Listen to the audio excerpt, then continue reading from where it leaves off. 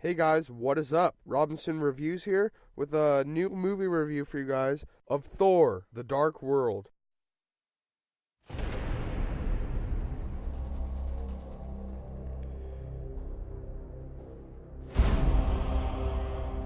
Some believe that before the universe, there was nothing.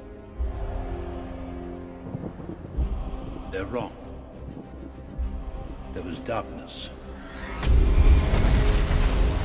And it has survived.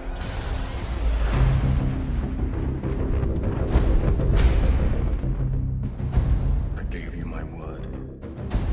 I would return. What's gonna happen? Hold on. Wait, what? Jane!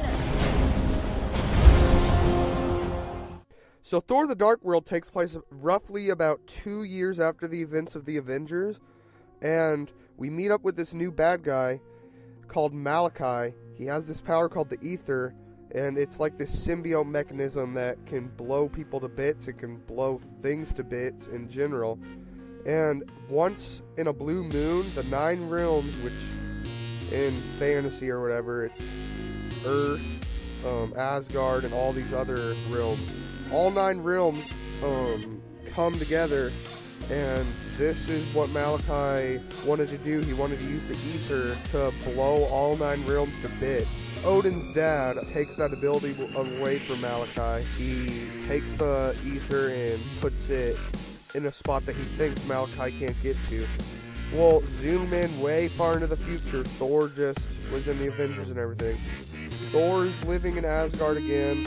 Everything is fine and prosper up there. Odin thinks that nothing wrong can happen to Asgard again. Loki is locked up. Everything is looking peaceful and fine until Jane, played by Natalie Portman, she finds the Ether, and the symbiote stuff from the Ether goes inside of her, which Thor has been checking on Jane for a while, because you've seen the first one, that's his love interest. Anyway, he goes down to find out what's wrong with her and everything, and randomly the Ether keeps blowing people up when they're around her, so he brings her up to Asgard to get looked at and everything, to find out that Malachi can sense the Ether symbiote stuff, so he can sense where Natalie Portman's character is.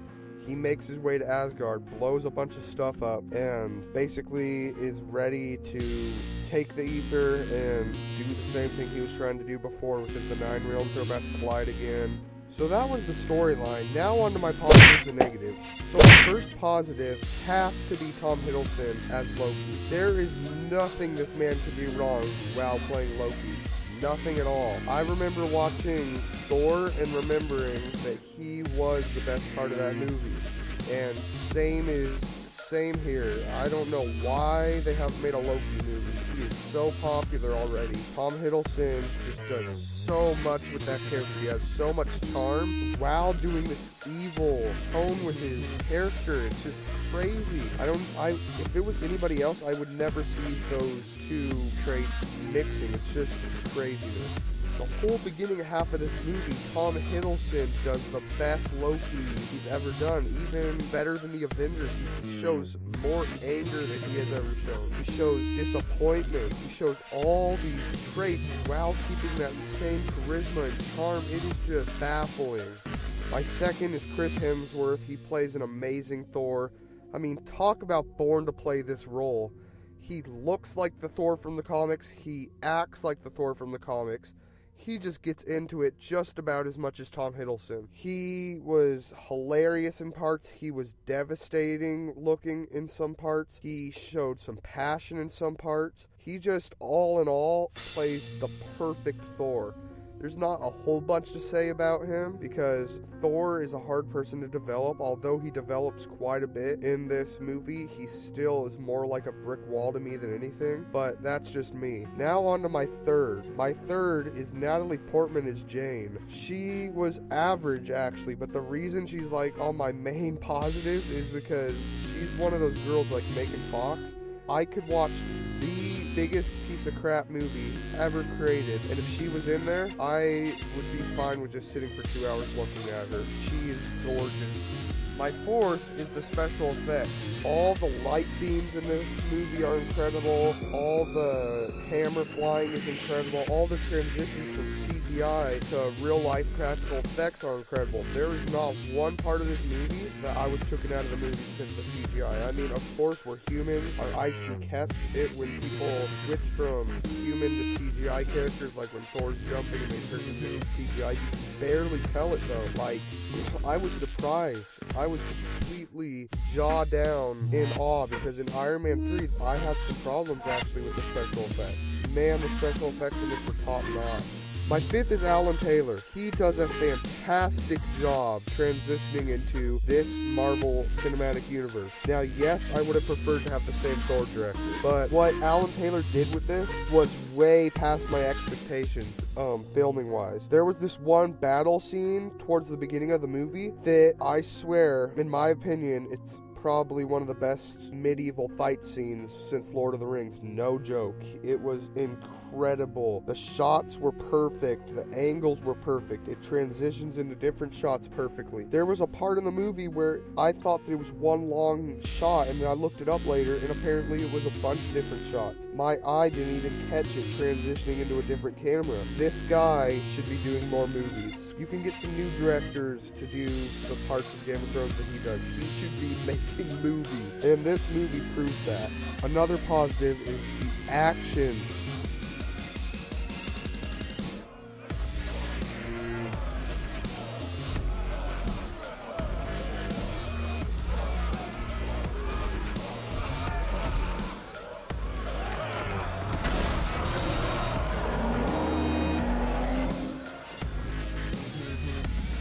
Hello? I accept your surrender.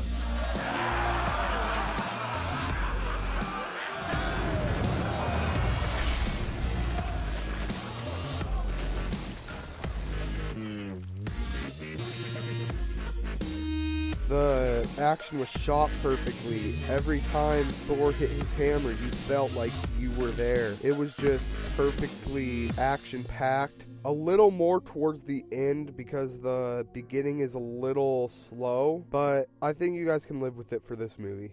My next positive is Idris Elba. Let's just say this time they're not using him as some guy who just stands and says nothing. Another positive for me was the comedy. It was rich in comedy, and when it was used right, it was really good comedic relief. My ninth is how much Thor and Loki's relationship evolves in this movie. I'm not going to say anything about spoilers right now, but I'm just going to tell you that the brother-to-brother relationship is explored a whole lot more in this movie.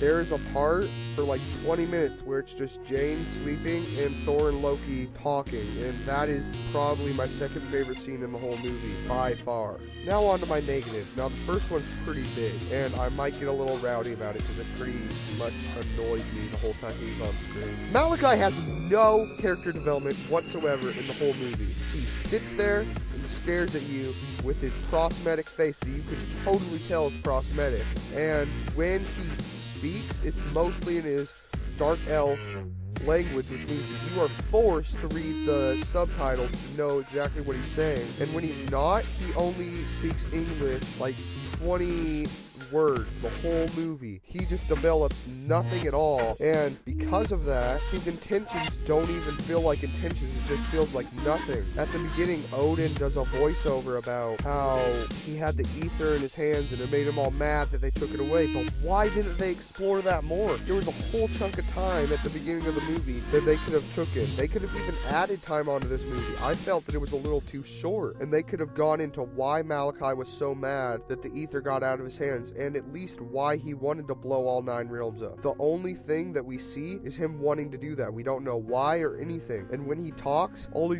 goes is like, "You Asgardian, die, blah, blah, blah," and it doesn't even make sense. I'm sorry, but that is the truth, guys.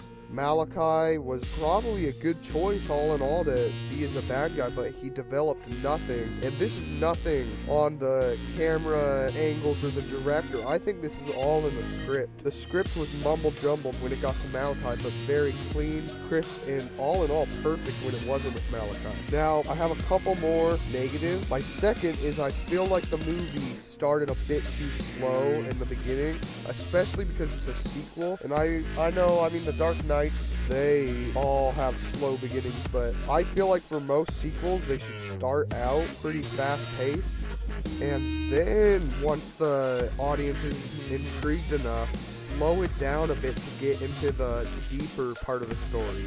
Another negative is Kat Denning. Just like on the first one, she is an annoying, bratish-sounding girl. Even though she's really hot, she's really annoying. And don't sit here and tell me this is not annoying. Whoa, does he need CPR? Because I totally know CPR. Mama! Yeah, we can tell you're hammered. Pretty obvious. Time! New Mexico? You dare threaten me, Thor, with so puny a weapon? What? He was freaking me out. Still muscly and everything. Enough said. Now on to my next one. Now I'm going to get into that comedic timing thing. There is a devastating part that literally tears could have came out of my eyes if they didn't jump right into a joke. I'm not going to say anything, but it could have been a tearjerker. And then out of nowhere, Jane starts going around about cell phone reception, which is another problem with the script. They didn't take enough time for you to sit and think about what just happened. Luckily, this doesn't happen too often, but it happens often enough for you to realize that it is an issue in the script. Now, on to my next and final negative. I felt like one of the best parts about the last movie was how much Earth was in it. I felt like it differed from other medieval god movies. Like, think about it, God going to Earth and having to learn all the new stuff about Earth. It was just so funny. It worked so perfectly. And yes, they go back to Earth at the end of the movie, but I feel like they could have done it a little bit more. And yeah, so overall, I felt like this was a very, very solid movie. It has its issues like most movies, but it was better than Iron Man 3, had less issues than Iron Man 3. Malachi wasn't portrayed so well, but Natalie Portman did a great job, so did Tom Hiddleston and Chris Hemsworth. They all did great. Supporting cast was great. Action was great. Camera angles were great. Director did a great job, surprisingly.